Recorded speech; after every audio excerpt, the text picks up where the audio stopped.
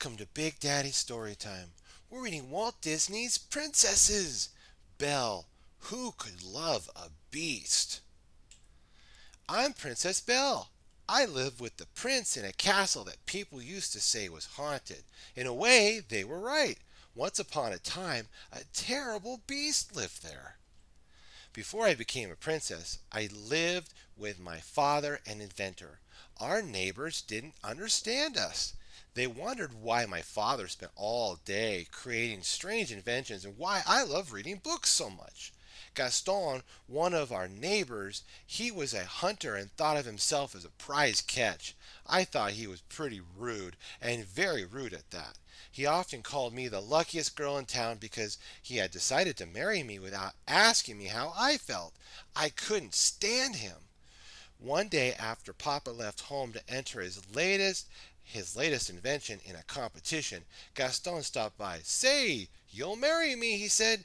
"I don't deserve you," I said sarcastically as I pushed him out of the door. I couldn't believe Gaston thought I would marry him just because he was a good-looking man. The man I planned to marry had to be beautiful on the inside as well. Later that evening, our father, Felipe, returned home without Papa. Our horse, Felipe, returned home without Papa. Something must have gone wrong. I climbed onto Felipe's back and he took me to find Papa. We finally arrived at a huge castle. It looked empty. The door was open. I crept quietly through the castle looking for Papa. I was afraid of what might live in such a cold, forbidden place. But I was more afraid for Papa's safety, so I continued searching for him. I finally found Papa locked in the dungeon. He was ill. "Who did this to you?" I cried.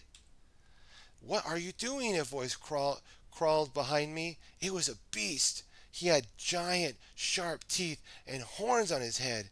"I've come from my father," I said. "He's sick. There's nothing you can do." "He's my prisoner," the beast replies. "Take me instead," I said. The beast looked at me and cried out, "Done." Papa told the beast to let me go, but the beast ignored him and dragged him out of the castle. I didn't even get to say goodbye. When the beast returned, he showed me to my room. "You can go anywhere in the castle, but the west wing is forbidden," he growled before he left. I was afraid, but I was more worried about Papa. I hoped he would make it home safely. Suddenly I heard voices looking around. I found a teapot named Mrs. Potts, and her son, a teacup named Chip. They were welcoming me to the castle. Was I dreaming? Nearly every object in the house could talk. A, a, char- a candelabrum named Lemire opened the kitchen door for me, and the stove was stirring its own pot. Everyone made me feel so comfortable that I was no longer afraid. But I didn't want to know what sort of magic made cups talk, and who and what was the beast who lived there. The answer was in the west wing. I was sure of it. After dinner, I secretly crept into the west wing. I found a room full of broken furniture and a painting of a handsome man who looked somewhat familiar. Then I noticed a strange glow by the window. It was a red rose floating under a glass jar. Could this have something to do with? "Why do you come here?" bellowed the beast, who had come up behind me. He pushed the rose jar away and snarled. I didn't know why he was so angry. All I knew was that I had to leave the castle as soon as possible. I hurried out of the castle to find Felipe, who was waiting outside. But as we galloped through the woods, a pack of wolves surrounded us. Suddenly the beast appeared. He bravely fought the wolves. He risked his life for me and was badly hurt. I thought of riding away, but I knew I'd never forgive myself for leaving like that, no matter how horrible he was. I struggled to pull the beast onto Felipe and returned to the castle. Back at the castle, I cleaned the beast's wounds. "That hurts," he yelped. "This happens because you ran away. You should learn to control your temper," I snapped back. He grunted but didn't say anything. I was beginning to think that the beast had a bad temper but a good heart. By the way, thank you for saving my life, I said. You're welcome, he replied in a quiet voice. From then on, the beast treated me very differently. On the outside, he was still a monster, but on the inside, he was a gentleman. Over time, we became very good friends. We ate our meals together. We opened up his library to me. He opened up his library to me, and he showed me his gardens. But he never explained about the glowing rose or who he was either. One night the beast invited me to a special dinner. I wore a beautiful golden gown. When I entered the dining room, the beast was waiting for me. Everything was perfect. After dinner, we danced. Da da da da. Everyone watched from the doorway. They could tell that we were falling in love. Later, I told the beast I missed Papa. The beast handed me a magic mirror that could show me whomever I wished to see. When I asked to see Papa, I saw that he was lying in the snow in the middle of the forest. He was very sick. I had to go help him right away. Take the mirror to remember me, the beast said. He knew that I must never come back.